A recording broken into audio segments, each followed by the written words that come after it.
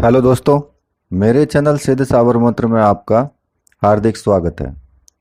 और दोस्तों, आज मैं आपको बताने जा रहा हूँ कि कुछ ऐसे नियम जिनको पूरा करके ही हम कोई भी साधना सिद्ध कर सकते हैं। अगर हम उन नियमों के ऊपर नहीं चलते हैं तो नॉर्मल हम कोई भी साधना सिद्ध नहीं कर सकते, चाहे हम कितना भी मंत्रों का जाप कर लें।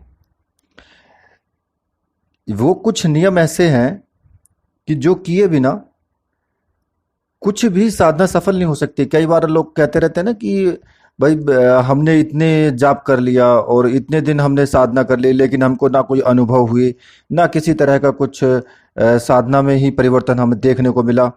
तो भाई, उन नियमों को किए बिना कोई भी साधना संपूर्ण नहीं हो सकती, ना सिद्ध हो सकती है, ना ही अनुभव मिल सकते हैं आपको, चाहे आप कितने भी मंत्रों का जाप कर लें। देखिए, उन्हीं नियमों को आज मैं आपको बताने जा रहा हूं और उन नियमों के ऊपर आपको चलना होगा, तभी आप कोई भी अप्सरा साधना सिद्ध कर पाएंगे, शिव साधना सिद्ध कर पाएंगे, या फिर भैरव साधना हो, महाविद्या हो, कोई भी साधना हो। वो नियम कंपलसरी हैं। और उन नियमों को बताने से पहले मैं अपने सभी व्यूवर्स से, जो भी वीडियो देख रहे हैं, उनसे मैं प्रार्थना करूंगा कि आप चैनल को सब्सक्राइब कर लें और पास में ही एक बेल का बटन है, उसको भी प्रेस कर दें, ताकि आपको मेरा जो भी मैं वीडियो लेटेस्ट वीडियो डालूं वो आपका उसका नोटिफिकेशन आपको तुरंत मिल जाए और आप उस वीडियो को देख पाएं। तो अब मैं आपको उन नियमों के बारे में मैं आपको बता देता हूं। देखिए, कोई भी मंत्र है, मंत्र और जप योग हैं, दोनों साथ साथ।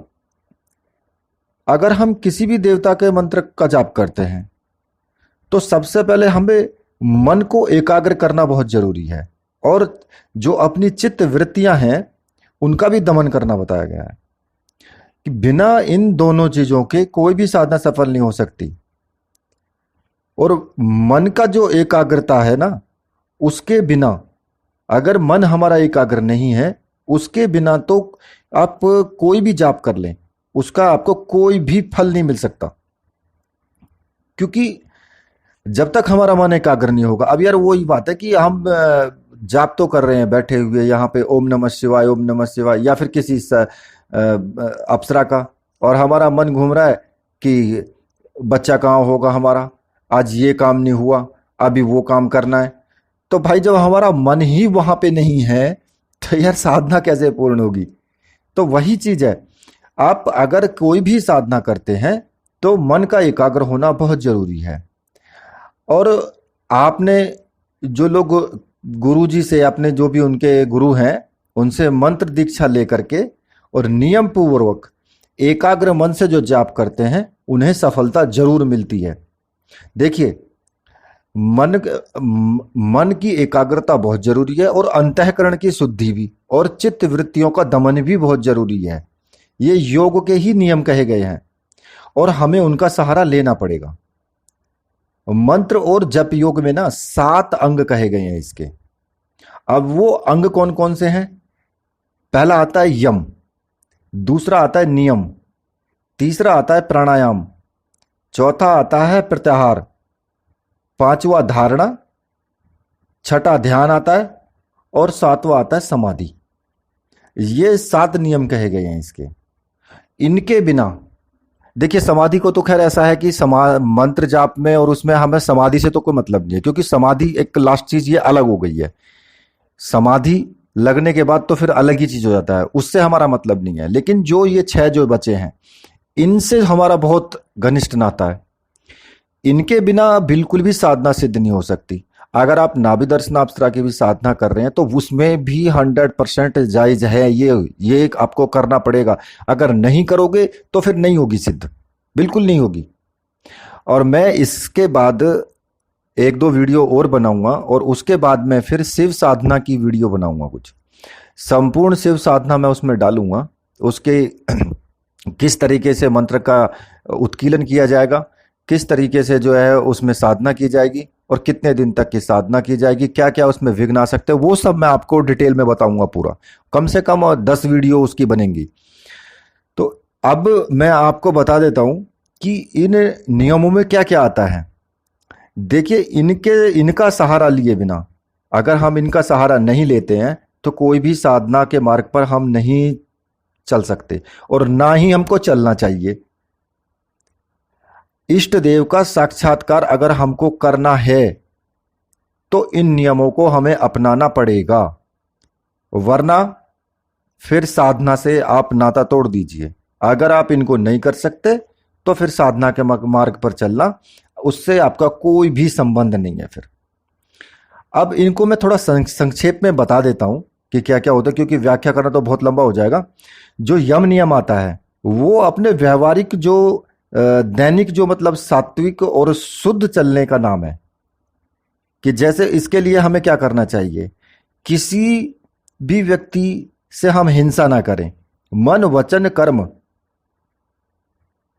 तीनों चीजों से किसी भी प्राणी को कष्ट ना पहुंचाएं,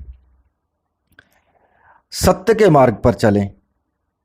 सत्य कैसा कि या तो हमने प्रत्यक्ष देखा है किसी चीज को, या फिर अनुभव किया है, उसी चीज को बोले। कभी भी किसी भी प्राणी को उसके अधिकार ना छीने, किसी का जैसे धन है किसी की वस्तु ना चुराएं, या फिर किसी और चीज से किसी भी और तरीके से उसका अधिकार मतलब नहीं छीनना है। मर्यादा में रहना है, मन और शरीर से जितने भी मतलब मन से भी और शरीर से भी जो मैथुन चीज होती है ना, मैथुन को त्यागना है और ब्रह्मचर्य का पालन करना है। अपने वीर्य की रक्षा करनी है मन से और शरीर से भी, क्योंकि कई बार क्या होता है ना, आदमी शरीर से तो मान जाता है लेकिन मन से नहीं मानता है। मन जहां कहीं सुंदर स्त्री देखी बस मन भटक गया। तो इस चीज को भी सोच के चलना है, इस पे भी थोड़ा कंट्रोल रखना है।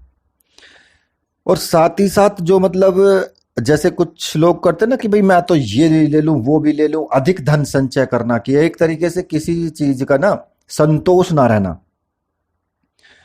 तो जितना तुम्हें मिल रहा है उसमें ही बिल्कुल अब संतोष करके रखिए, और बिल्कुल भी ऐसा ना करे कि बस एक तरीके से ना, जैसे ना किसी को किसी चीज की बहुत ज्यादा अभिलाषा हो, यार इसको भी चाहिए ये भी चाहिए वो भी चाहिए, जैसे लूट लतेफ लगी रहती है। तो वो ये कि लूट का जो है वो अपने अंदर विचार ना रखें। जितना भगवान दे रहा है वो समय से पहले और सामर्थ्य से ज्यादा ही देता है। ऐसा नहीं है, सबको कर्मों के हिसाब से सही देता है वो। तो ये तो हो गए आपके कुछ यम नियम के सिद्धांत हो गए, ठीक है। उसके बाद आता है नियम। देखिए इसमें के नियम में क्या होता है, जो अपने आत्मिक और विचार है ना उसकी शुद्धि के लिए ये कुछ इसमें नियम है।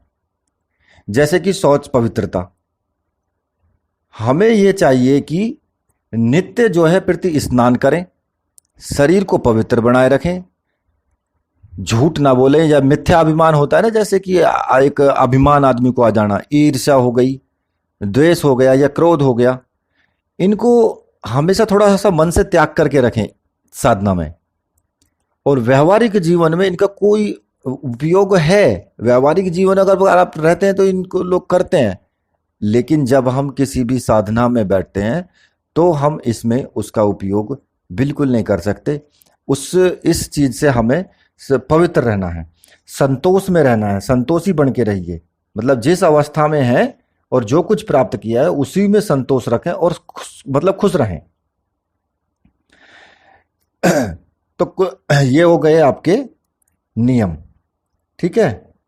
अपने इष्ट देव को ही मन वचन और कर्म से मतलब अपने इष्ट देव का ही आपने को ध्यान रखना है, उन्हीं की शरण में रहना है।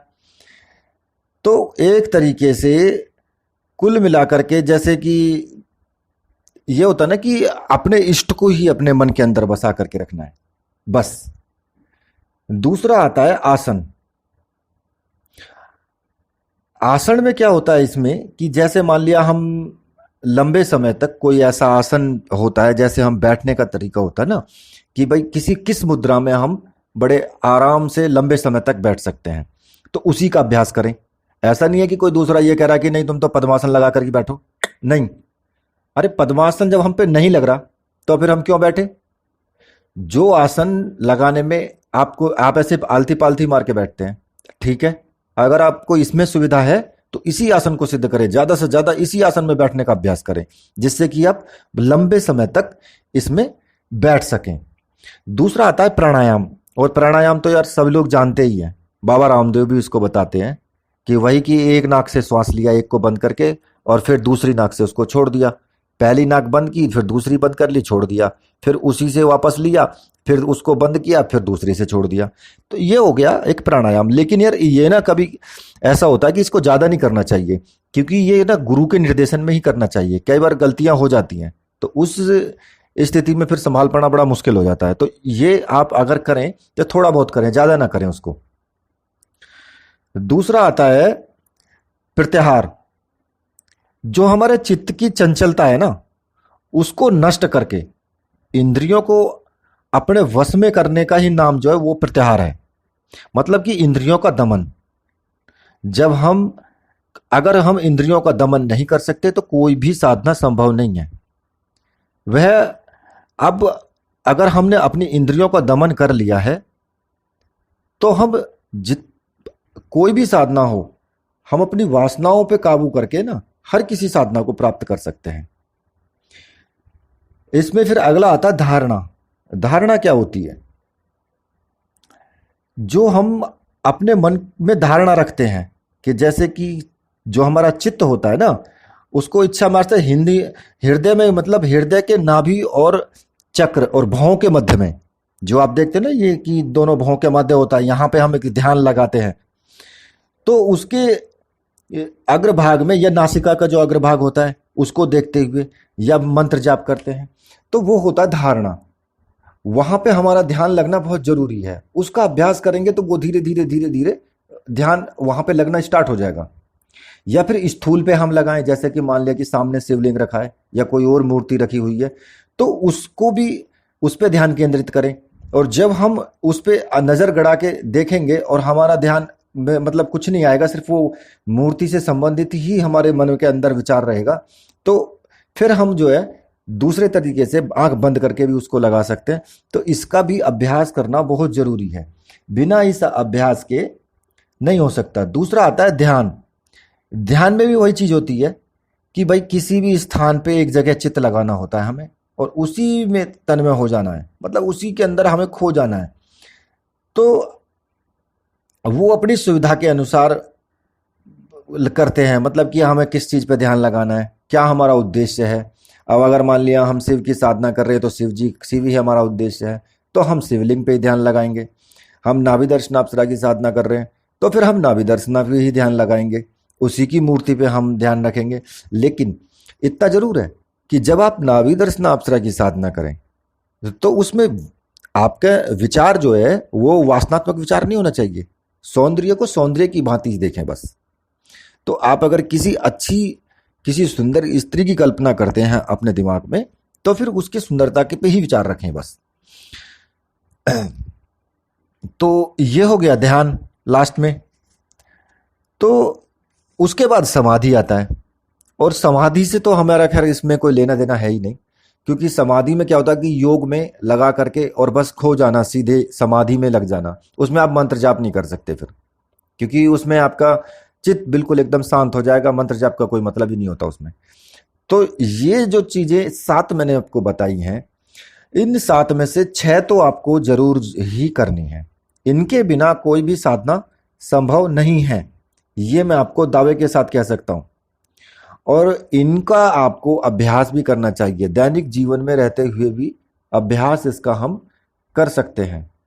तो अब ये जो मैंने नियम बताए हैं, इस नियम से अगर आप नाभि दर्शनाप्सरा की भी साधना करते हो तो वो भी सक्सेसफुल होगी, 101% सक्सेसफुल होगी, क्योंकि उनको भी इसी तरह की चित्तवृत्तियां, इसी तरह का व्यक्तित्व, इसी तरह का आचरण चाहिए। और कोई भी देव हो उनको इसी तरह का आचरण चाहिए। तो कुल मिलाकर के ये है कि आपको ये 7 नियम अपनाने पड़ेंगे, इनके बिना साधना संभव नहीं है। तो जिन लोगों को, जिन मेरे व्यूवर्स को मेरी वीडियो अच्छी लगी है, प्लीज वीडियो को लाइक कर दें और चैनल को सब्सक्राइब कर दें। इसी के साथ मैं आपसे विदा लेता हूं। अगली वीडियो में फिर दोबारा मैं आपसे सम्मुख आऊंगा। तो तब तक के लिए बोलिए मेरे साथ, जय हो वीर बजरंगबली महाराज की जय। जय हो मेरे परम